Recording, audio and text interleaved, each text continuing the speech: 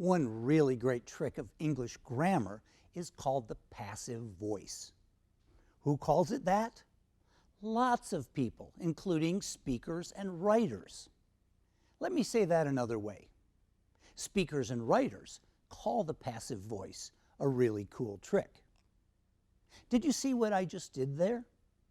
In this sentence, speakers and writers call the passive voice a really cool trick. I can hide who is doing the calling by removing the people doing the action and changing the verb.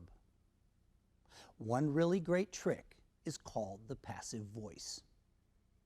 Specifically, I can add a form of the verb to be, in this case is, to the verb call, then use the participle form, in this case called, and voila, the passive voice conveys the idea of this sentence but hides who did it.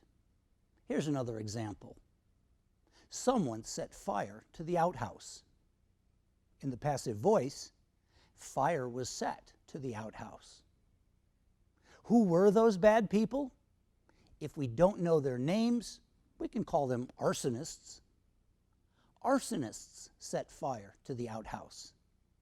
If the action or the result is more important than the people doing it, we can use the passive voice to flip the sentence. Fire was set to the outhouse by arsonists. In the passive voice, the word by introduces who did it at the end of the sentence. Another example. Thieves stole the pink flamingos from my front yard.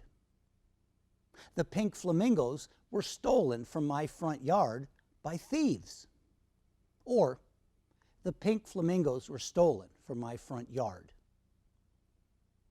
And one final example. The mayor gave Barbara an award for her heroism. Barbara was given an award. If we want to say who gave it, we can say Barbara was given an award by the mayor. Now, these examples should give you an idea of how the passive voice works in English. If you'd like more examples, write to us here. Your message will be answered as soon as we can.